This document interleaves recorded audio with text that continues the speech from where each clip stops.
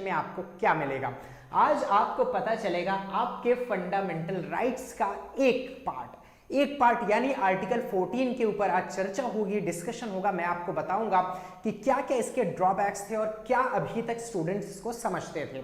जी हाँ, जानिए अपने अधिकार, नहीं तो सारा जीवन बेकार। जी हाँ, आपको अपने अधिकारों का पता होना चाहिए। आपको यह पता होना चाहिए कि भारतीय संविधान में मौलिक अधिकार निहित हैं। अगर आपके मौलिक अधिकारों का कहीं भी कभी भी किसी भी प्रकार से हनन होता है तो आप उसको प्राप्त करने के लिए अपने गार्जियन, अपने गारंटर सुप्रीम कोर्ट के पास जा सकते हैं। जी हाँ, तो उन्हीं में हम आज एक एक करके पढ़ते हुए चलेंगे। ठीक है, एक एक करके पढ़ते हुए चलेंगे।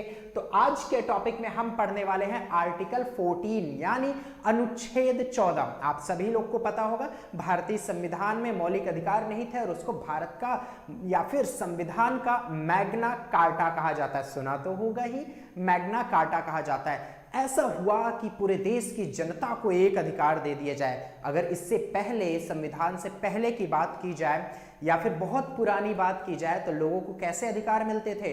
कोई बड़ी जाति का होता था, कोई उच्च वर्ण का होता था तो उसके अधिकार कुछ और होते थे। लेकिन 1215 में अमेरिका ने एक ऐसा नियम निकाला, एक राजा थे वहां के, ऐसा नियम निकाला कि देश की सभी जनता को, देश में जितनी भी जनता है सबको एक प्रकार का अधिकार मिले। ठीक है, और उसको मैग्ना कार्टा बोला गया था, मैग्ना कार्टा का बुक। तो वही जब भारत में लाया गया, हालांकि वो बाद में अमेरिका के संविधान में बाद में मूल अधिकार जोड़े गए थे। संशोधन करने के बाद भारत के संविधान में मूल अधिकार समिति के अध्यक्ष कौन थे पता ही होगा आपको, नहीं पता है तो सुनिएगा। भारत का संविधान जब बन रहा था तो संविधान सभा में बहुत सारी समितियां हुआ करती थी। तो उस समिति में एक समिति और भी थी, fundamental rights and minorities committee. Fundamental right यानी मौलिक अधिकार। तो मौलिक अधिकार और अल्पसंख्यक समिति के अध्यक्ष हुआ करते थे हमारे सरदार वल्लभ भाई पटेल। तो सरदार वल्लभ भाई पटेल ने ऐसा बोला कि क्यों हम इंतजार करें संशोधन का, हम अपने मूल संविधान में ही फंडामेंटल राइट अपने देश के नागरिकों के लिए लेके आ जाएंगे। तो उसमें हमें मिला हमारा मौलिक अधिकार और हम अपने संविधान के मैग्ना कार्टा यानी मौलिक अधिकार को जानना चाहते हैं और बहुत जरूरी भी है। तो चलिए हम बात करेंगे आर्टिकल 14 की।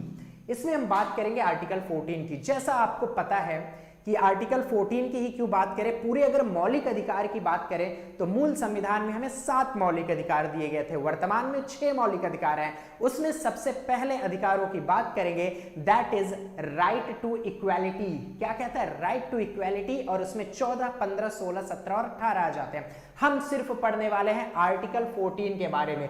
धर्म के लिए तो लड़ लिया, जाति के लिए लड़ लिया, आरक्षण के लिए लड़ लिया, सब लोग लड़ते हैं लेकिन उन्हें अपने अधिकारों का पता ही नहीं चलता। चलिए हम आपको बताते हैं कि क्या क्या है हमारे अधिकार। तो प्रेजेंट है आपके सामने आर्टिकल 14। याद रखिएगा आर्टिकल 14 क्या कहता है। अनुच्छेद 14 कहता है विधि के समक्ष समता तथा विधि के समान संरक्षण, यानी समझिएगा equality before law and equal protection of laws. Equality before law and equal protection of laws. ज्यादातर स्टूडेंट्स यही लाइन रट लेते हैं, बोल लेते हैं और एग्जाम के लिए चले जाते हैं, लेकिन उन्हें पता ही नहीं होता कि ये एक्चुअली में है क्या मतलब है इसका। तो सुनिएगा मेरे दोस्त, बहुत पुरानी बात है। ब्रिटिश के एक न्यायवादी हुआ करते थे जिनका नाम है A.V. डायसी। नाम क्या है उनका? A.V. डायसी। उन्होंने अपनी बुक कॉन्स्टिट्यूशन ऑफ इंग्लैंड में लिखा था कि सभी लोगों को एक प्रकार के अधिकार मिलने चाहिए कानून के समक्ष, यानी उन्होंने बनाया था रूल ऑफ लॉ। उन्होंने बनाया था क्या? Rule of law. ध्यान से सुनिएगा, इसको समझने से पहले, इसको समझने के लिए हमें समझना होगा रूल ऑफ लॉ क्या कहा जाता था। तो रूल ऑफ लॉ कौन सबसे पहले अपनी किताब में लिखा है? तो वो लिखा है A.V. डायसी ने अपनी किताब कॉन्स्टिट्यूशन ऑफ इंग्लैंड में। इसमें क्या लिखा हुआ है? रूल ऑफ लॉ, और अपने कुछ नियम दिए।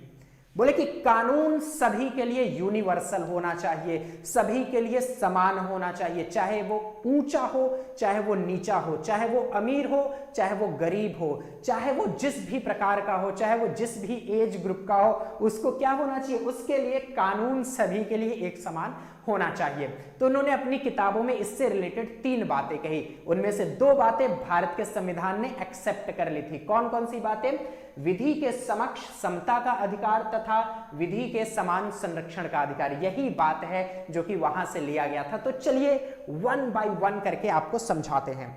आर्टिकल 14 में 2 क्लॉज हैं, एक है 14(1) सब क्लॉज और दूसरा है 14(2) सब क्लॉज। तो इनके बारे में भी चर्चा होगी। क्या कहता है आइए समझाते हैं आपको विस्तृत तरीके से। क्या कहता है हमारा 14(1) और 14(2)? तो समझिएगा इन्हीं दोनों को हमने अलग अलग पार्ट में डिवाइड कर दिया है। यही है 14(1) और 2। पहला आपको दिख रहा होगा equality before law. Equality before law that is EBL, short form में समझ सकते हो, equal protection of laws that is EPL। यही है बात। अगर बात की जाए, बात समझी जाए, तो ये वाला प्रावधान हमने कहां से लिया? इसको लिया हमने इंग्लैंड से या फिर ब्रिटिश से, समझ सकते हो। लेकिन मेरे दोस्त अगर मूल अधिकार की बात आ जाए तो मूल अधिकार हमने कहां से लिया है? मूल अधिकार हमने लिया है USA से, अमेरिका के संविधान से। अगर पूरे मूल अधिकार की बात हो तो वो USA के संविधान से। लेकिन अब मैंने इसको भी थोड़ा सा वाइपरकेट कर दिया, डिवाइड कर दिया। हमने EPL कहां लिया है? ये USA के संविधान से लिया गया है, ये USA के संविधान से। क्लियर है इतनी बात? अब क्या कहता है ये? इसको हम बोलते हैं ये है पॉजिटिव स्टेटमेंट, सॉरी ये है नेगेटिव स्टेटमेंट। इसको कहा जाता है ये नकारात्मक है। और नकारात्मक क्यों? तो चर्चा होगी इसके ऊपर। ये है नेगेटिव स्टेटमेंट मेरे फ्रेंड्स, ध्यान दीजिएगा। और ये है पॉजिटिव स्टेटमेंट। क्यों ऐसा कहा जाता है? अभी तक हमने ये सुना होगा कि अनुच्छेद 14 कहता है कि सभी के लिए एक समान कानून, यानी सभी के लिए एक समान कानून चाहे वो जो हो। क्या ऐसा सत्य हो सकता है? अगर हमारे घर में बहुत सारे लोग हो तो क्या सभी के लिए एक समान कानून होगा? 5वीं के बच्चे के लिए और 12वीं के स्टूडेंट के लिए एग्जाम करा दिया जाए और सबको एक ही पेपर दिया जाए, क्या यह संभव हो सकता है? नहीं हो सकता है। लेकिन यहाँ पे यही चीज लिखी गई है, यहाँ पे यही चीज लिखी गई है, विधि के समक्ष समता का अधिकार, यानी कानून के समक्ष कोई ऊंचा हो, कोई नीचा हो, कोई अमीर हो, कोई गरीब हो, सभी को एक प्रकार का कानून फेस करना पड़ेगा। ये हमारा कहता है 14 सब क्लॉज 1। और यहीं पे अगर हम बात करें अपने 14 सब क्लॉज 2 की, तो ये कहता है विधि के समान संरक्षण, विधि के समान संरक्षण that is equal protection of laws. यहां पे सिंगल लॉ है, यानी सिंगुलर फॉर्म में, यहां पे प्लूरल, तो यहां पे आपको बहुत सारे और नियम कानून मिलने चाहिए जरूर। तो यहां पे क्या कहता है? यहां पे ये कहा जाता है कि अलग अलग लोगों के लिए यूनिवर्सल लॉ करना ठीक नहीं होगा, यानी किसी चीज को किसी और की जरूरत होगी, किसी छोटे बच्चे के लिए कुछ और कानून बनाना चाहिए। जैसे समझ लीजिए कि अगर इसमें बना दिया जाए महिलाओं के लिए कुछ और चीजें, नर्स, भाई हमारा भी अधिकार है, हम भी नर्स बन सकते हैं। तो यहाँ पे कुछ अधिकार ऐसे हैं जो स्पेशल कैटेगरीज को दिए गए हैं, कुछ अधिकार ऐसे हैं जो स्पेशल कैटेगरीज के लिए है, नर्स है या फिर कुछ ऐसे मेल के लिए है। तो यहाँ पे अधिकार नहीं समझा जा सकता, यहाँ पे कुछ चीजें क्या है, अलग अलग हैं। तो सिर्फ यही नहीं समझना है कि विधि के समक्ष सभी को एक समान अधिकार मिला हुआ है, तो कुछ स्पेशल नियम है जिसमें उसको अलग किया जाता है। इसके अपवाद के बारे में समझाएं तो राष्ट्रपति हो गए, गवर्नर हो गए, मेंबर ऑफ पार्लियामेंट्स हो गए, मेंबर ऑफ लेजिस्लेटिव असेंबलीज हो गए, मेंबर ऑफ लेजिस्लेटिव काउंसिल्स हो गए। ऐसे ऐसे जो सदस्य होते हैं इनके लिए इक्वालिटी ऑफ बिफोर लॉ लागू पूरी तरीके से नहीं होती। जैसे एग्जाम्पल के तरीके समझिएगा कि राष्ट्रपति ने कोई गुनाह कर दिया है और वो अपने पद पे बने हुए हैं, तो क्या उनको गिरफ्तार किया जा सकता है? अगर हम में से या आप में से ऐसा कोई करता है जो साधारण व्यक्ति है, तो उसको तुरंत क्या किया जाएगा? तुरंत गिरफ्तार कर लिया जाएगा, अरेस्ट कर लिया जाएगा, उसके खिलाफ केस हो जाएगा, सिविल केस हो सकता है या फिर क्रिमिनल केस हो सकता है, दोनों प्रकार का केस हो सकता है हमारे खिलाफ। लेकिन राष्ट्रपति को ऐसा नहीं किया जा सकता, राष्ट्रपति को उनके पद पे रहते हुए कभी गिरफ्तार नहीं किया जा सकता। सेम ऐसे ही हमारे राज्यपाल यानी राज्य में गवर्नर के लिए भी होता है, उनको उनके पद पे रहते हुए किसी भी प्रकार की क्षति नहीं पहुंचाई जा सकती। उनको 2 महीने का नोटिस मिलेगा, क्या हमें मिलेगा 2 महीने का नोटिस? बिल्कुल नहीं मिल सकता। ऐसे ही अगर बात किया जाए कि संसद में कोई कार्यवाही चल रही है, पार्लियामेंट में कोई कार्यवाही चल रही है और वहां पे किसी व्यक्ति ने कोई वक्तव्य जाहिर कर दिया, संसद का कोई सदस्य कोई वक्तव्य दे दिया और वो वक्तव्य क्या है, गलत है। अगर साधारण तौर पे ऐसा कोई वक्तव्य किसी पार्टी के खिलाफ या किसी पर्सनल व्यक्ति के खिलाफ दिया जाता है तो आपके खिलाफ हो जाएगा केस, क्रिमिनल या सिविल, जो भी केस बनता है उसके खिलाफ हो जाएगा। लेकिन अगर संसद भवन के अंदर वो दिया जा रहा है तो उसके ऊपर किसी भी प्रकार का कोई सिविल या फिर क्रिमिनल किसी भी प्रकार का कोई केस नहीं बनेगा। अगर उसके अंदर के वक्तव्य को, चाहे राज्यसभा की बात कर ले चाहे लोकसभा की बात कर ले, राज्यसभा, लोकसभा, विधानसभा, विधान परिषद में चल रहे सेशन में उसमें किसी भी प्रकार की जो भी बातें हो रही हैं, अगर सत्य बातें हो रही हैं, उसका लाइव टेलीकास्ट कोई रेडियो करता है, कोई चैनल करता है, कोई भी करता है, तो उसके ऊपर भी किसी भी प्रकार का कोई केस, कोई कॉपीराइट नहीं लगने वाला है मेरे दोस्तों।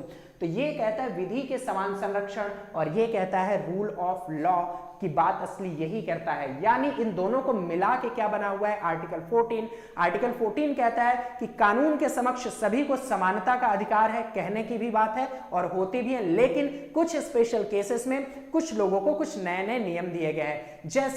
जैसे यहां पे देखिएगा हमारे पास है, आपको दिख रहा होगा, इनको बोलते हैं लेडी जस्टिस।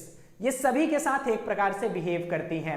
अगर इनको बोल दिया जाए न्याय करने के लिए, हम कहते हैं ना कानून अंधा होता है, तो ये है लेडी जस्टिस, आंख पे पट्टी है और न्याय को तौल रही है, सबको एक जैसे बराबर बराबर सबको न्याय मिलेगा। इसी को बोलते हैं रूल ऑफ लॉ। और ये कहां से आया था, यही इजाद हुआ था मेरे दोस्त, एवी डायसी ने इजाद किया था इसको, ठीक है बात, अपनी पुस्तक कॉन्स्टिट्यूशन ऑफ इंग्लैंड में। तो